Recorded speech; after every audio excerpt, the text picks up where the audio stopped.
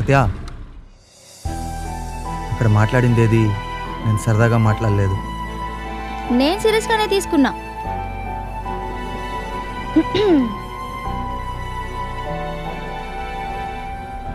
ఇప్పుడేంటి, నీకు జాబ్ లేదు, దానికోసం ట్రై చేస్తున్నావు అంతే కదా. ఇప్పుడు నువ్వు ఖచ్చితంగా జాబ్ చేయాలని ఎవరైనా టైం లైన్ ఫిక్స్ చేశారా? మా ఇంట్లో పెళ్లి గురించి మాట్లాడితే నేను చూసుకుంటా, మీ ఇంట్లో మాట్లాడితే నువ్వు చూసుకో. దానికోసం ఏంటి ఈ బ్రేకప్? అయినా ఇదంతా నువ్వు ఆలోచించి మాట్లాడలేదని నాకు తెలుసు. ఇదంతా ఆలోచించి మాట్లాడే ముందు నా ఎమోషన్ ఎలా రియాక్ట్ అవుతుందని కొంచెమైనా ఆలోచించాలిగా. ఇలా చూడు సంజు, ఎన్ని ఇంటర్వ్యూస్ వస్తే అన్ని ఇంటర్వ్యూస్ అటెంప్ట్ చేయు. దొరకలేదా మళ్ళీ ట్రై చేయు. అప్పటికి దొరకలేదా నేను జాబ్ చేస్తా, నేను చూసుకుంటా. నీకేమైనా ప్రెస్టేజ్ ప్రాబ్లం ఉందా? వెళ్ళు, పిచ్చోళ్ళు ఆలోచించకు.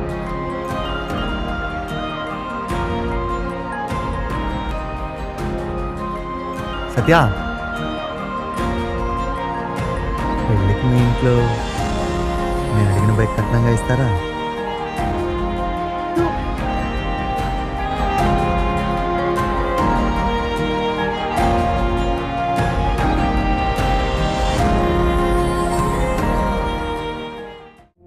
డబ్బు ఉండడమో, బంగారం ఉండడమో, ఆస్తులు ఉండడమో గొప్ప కాదు.